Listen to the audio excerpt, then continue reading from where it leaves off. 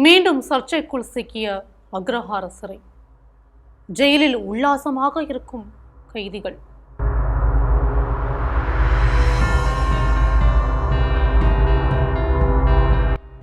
சிறையா இல்லை சொகுசு விடுதியா? வெளியான அதிர்ச்சி வீடியோ.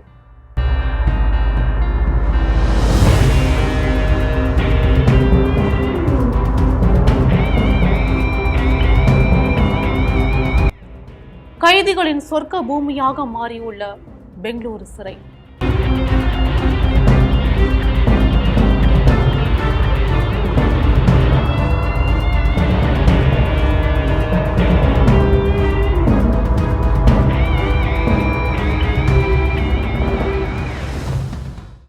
என்ன நடந்தது? Welcome to the crime talk நிகழ்ச்சி.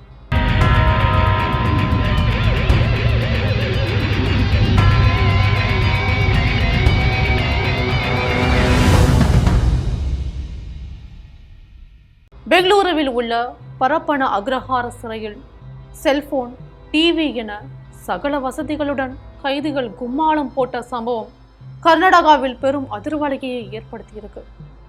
கர்நாடகா மாநிலம் பெங்களூருவில் பரப்பன அக்ரஹார மத்திய சிறை அமைஞ்சிருக்கு. இங்கு 5500க்கும் மேற்பட்ட விசாரணை தண்டனை கைதிகள் இருக்காங்க.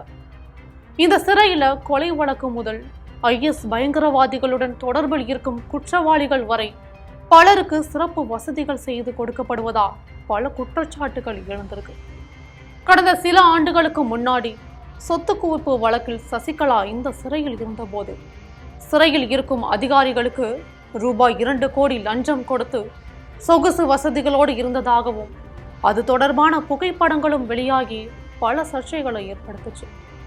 அதே மாதிரி ரேணுகாசாமி கொலை வழக்கில் இந்த சிறையில் அடைக்கப்பட்ட நடிகர் தர்ஷன் சொகுசு வசதியோட செல்போனில் பேசியது, நாற்காலியில் அமர்ந்து சிகரெட் புகைத்தபடியே டீ குடிக்கும் வீடியோ காட்சிகளும் வெளியாச்சு. இதை அம்பலப்படுத்தும் விதமாக உமேஷ் ரெட்டி என்ற ரவுடி சிறையில் சகல வசதியுடன் இருக்கும் வீடியோ வெளியாகி தற்போது மீண்டும் சர்ச்சையை ஏற்படுத்தியிருக்கு. 20 பெண்களை பாலியல் வன்கொடுமை செய்தவர், 18 பேரை கொலை வழக்கில் 30 ஆண்டுகள் கடுங்காவல் தண்டனை பெற்ற ரவுடிக்கு சிறையில் ராஜ மரியாதை அளிக்கப்பட்ட வீடியோ வெளியாகியிருக்கு. 20 பேரை பாலியல் வன்கொடுமை வழக்குகள், 18 கொலை வழக்குகளில் குற்றவாளி என தீர்ப்பளிக்கப்பட்டு சிறையில் அடைக்கப்பட்டாங்க. முதலில் மரண தண்டனை விதிக்கப்பட்ட நிலையில் உச்சநீதிமன்றம் 30 ஆண்டுகள் கடுங்காவல் தண்டனையாக குறைச்சாங்க.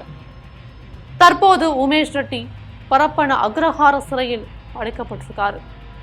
இவர் சிறையில் 2 ஸ்மார்ட் போன்களுடன் அமர்ந்திருக்கும் வீடியோ வெளியாகியிருக்கு. அது மட்டும் இல்லாம அவரின் அறையில் டிவி உட்பட சொகுசு விடுதி போன்ற ஆடம்பரமான வசதிகளோட இருக்கும் காட்சிகளும் வெளியாகியிருக்கு. இது கர்நாடகாவையே அதிரையும் வச்சிருக்கு. இதே போன்று நடிகை ரன்யா ராவ் தங்க கடத்தல் வழக்கில் தொடர்புடைய தருண் ராஜு என்பவரும் கைது செய்யப்பட்டு இதே சிறையில் அடைக்கப்பட்ட நிலையில இவரும் சிறைக்குள் செல்போன் பயன்படுத்தியவாறு சமைக்கும் வீடியோவும் வெளியாகியிருக்கு. குறிப்பாக IS பயங்கரவாதிகளுடன் தொடர்பில் இருந்த வழக்கில் கைதான குற்றவாளியும் சிறைக்குள்ள செல்போன் பயன்படுத்தியிருக்காரு. ஏற்கனவே பல்வேறு குற்ற வழக்குகளில் கைதாகி பரப்பன அக்ரஹார சிறையில் அடைக்கப்பட்ட நடிகர்கள், அரசியல்வாதிகள் உட்பட பலருக்கும் சிறப்பு வசதிகள் செய்து கொடுக்கப்பட்ட சம்பவங்கள் இது எல்லாம் சர்ச்சைகள் தான் உலாவிட்டு இருக்கு. இது தொடர்பாக ஏற்கனவே சிறையில் அதிகாரிகள் மீது நடவடிக்கை எடுக்கப்பட்ட நிலையில மீண்டும் குற்றவாளிகள் சிறைக்குள் ஆடம்பர சொகுசு வாழ்க்கை வாழும் வீடியோக்கள் வெளியாகியிருக்கு. இது பற்றி கர்நாடகா முதலமைச்சர் சித்தராமையாவுக்கு செய்தியாளர்கள் கேள்வி எழுப்பிய போது அந்த வீடியோவை தான் பார்க்கவில்லை என்றும் அது பற்றி அதிகாரிகளிடம் தகவல் பெற்று அடுத்த கட்ட நடவடிக்கை எடுப்பதாகவும் சித்தராமையா தெரிவிச்சிருக்கார். பரப்பன அக்ரஹார சிறையில் கைதிகள் செல்போன் பயன்படுத்துவதை தடுக்க ஜாமர் பொருத்தப்பட்டிருக்கு. இதனால் சிறையை சுற்றி வசிக்கும் பொதுமக்களுக்கு செல்போன் சிக்னல் கிடைக்காமல் அவதிப்பட்டுட்டு வராங்க. அப்படி இருக்கும்போது சிறையில் உள்ள கைதிகள் மட்டும் செல்போன்களில் பேசுவது எப்படி என்பது கேள்விக்குறியாகத்தான் இருக்கு.